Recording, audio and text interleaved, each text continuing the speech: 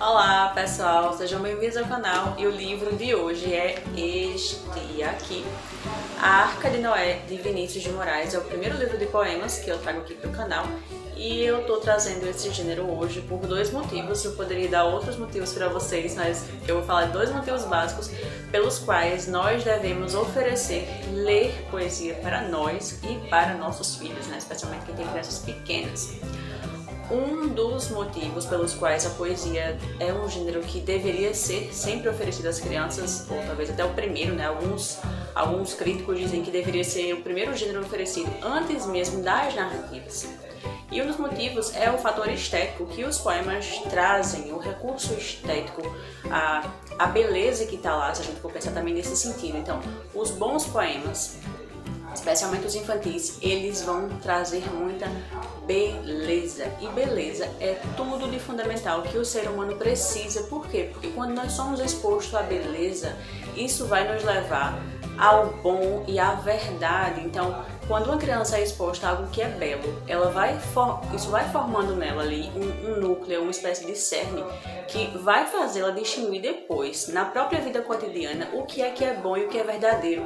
Por quê? Porque ela tem essa referência de beleza inculcada, internalizada nela. Então, quando a gente pensa em literatura ou em arte de maneira geral, a gente precisa pensar nisso. Nossa, isso aqui é bonito. Eu estou oferecendo beleza para o meu filho, isso aqui é bonito visualmente, isso é bonito sonoramente. A história que está aqui é uma história de valor, esse valor aqui é uma virtude de fato.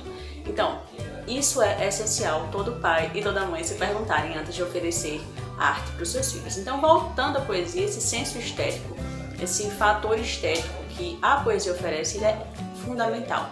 Um bom poema, ele vai te oferecer boas imagens, você vai criar boas imagens na sua cabeça enquanto você ouve aquela leitura. E para além da criação de imagens, né, desse aspecto imagético ou ilustrativo, digamos assim, você vai ter uma outra coisa associada que vai ser o fator ou aspecto sonoro. Então, a poesia, ela também vai trabalhar com a nossa audição. E a audição é o primeiro sentido que é formado ainda na barriga da mãe, no bebezinho ainda na barriga da mãe. É por isso que quando você pode conversar com seu bebê na barriga, às vezes os pais conversam, a gente fala, a criança escuta música, e ali você começa a perceber que ela está se mexendo muito e vai reconhecendo ali. Por quê? Porque ela vai recebendo estímulos sonoros do ambiente, externos a ela, e ela já consegue captar, e o seu cérebro, né, já está ali sendo formadinho, os seus neurônios, a sua audição, que está tudo relacionado, ele já consegue então reagir a esse estímulo. Logo, se você oferece boas coisas, bons estímulos, você vai fazer com que o seu bebê, né, desde a sua barriga, ele seja bem formado, tá? Então, primeira coisa, o fator estético dos poemas, e depois também o fator sonoro, que vai estar associado à repetição de padrões sonoros. A poesia vai trazer muito isso, como com a presença de rimas, de repetição de fonemas, por exemplo, das vogais, das assonâncias ou das aliterações, que é a repetição do som da consoante. Então, tudo isso que é sonoro vai estar sendo trabalhado ali com mais ênfase nos poemas. Por quê? Porque o poema é esse objeto particular, onde a linguagem ela pode ser intensamente trabalhada, né, até a sua exaustão, digamos assim, até a sua potência máxima. Não que a prosa não possa ser, mas a gente vê o poema, por ele ser, na maioria das vezes, até mais conciso do que uma narrativa.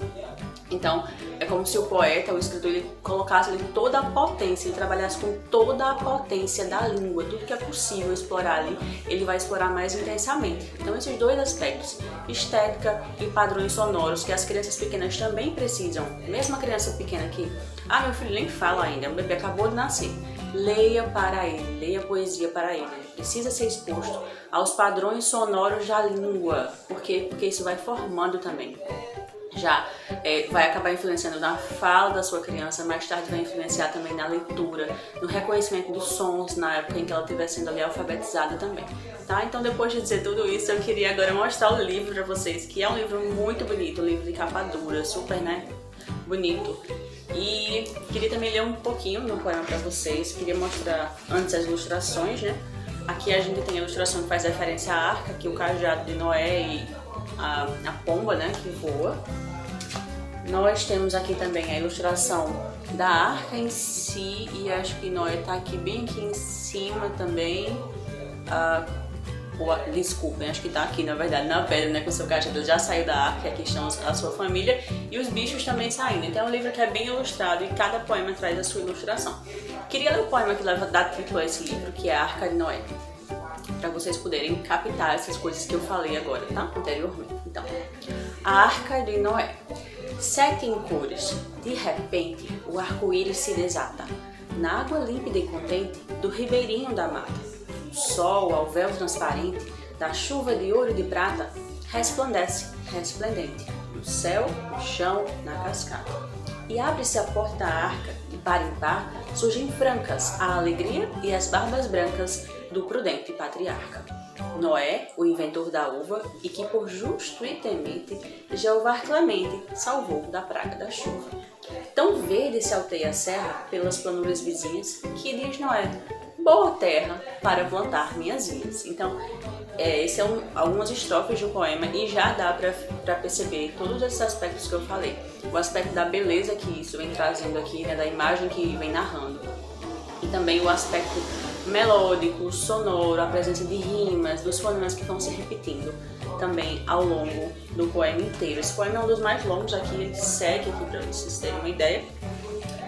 E depois o livro segue com outros poemas. A maior parte dos poemas fala sobre bichos, são poemas mais lúdicos e engraçados. Mas também tem outros tipos de poema, e tem um aqui que eu queria destacar, que se chama O Filho que Eu Quero Ter.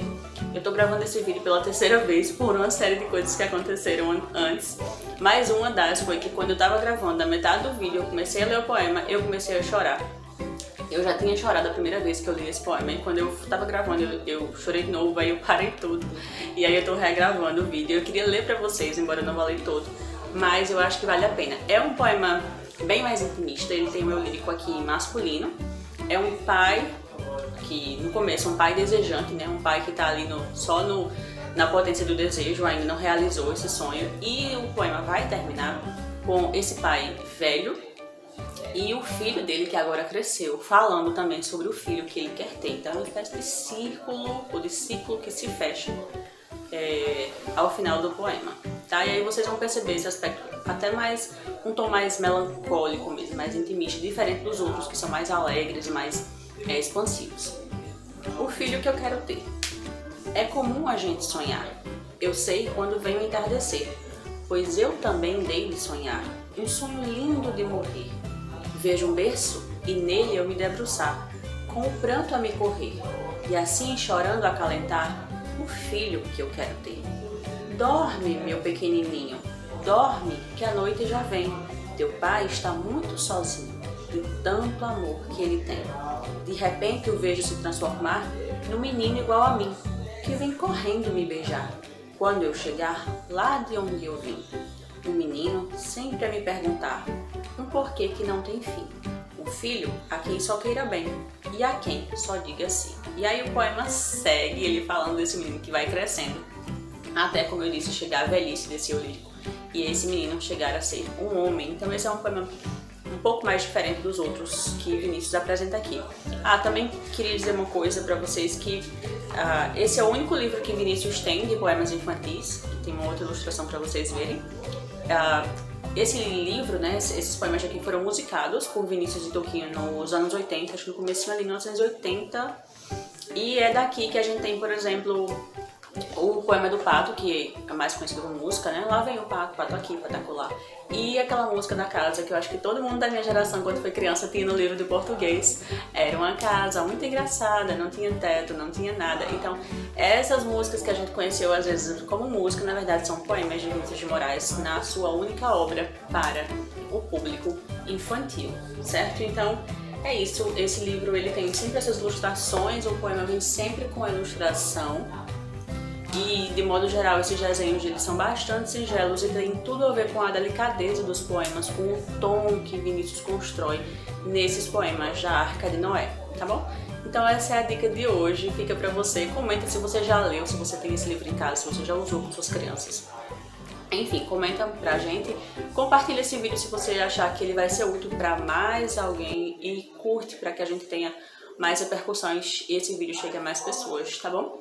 É isso, por hoje a gente fica por aqui e a gente se encontra semana que vem. Tchau, tchau!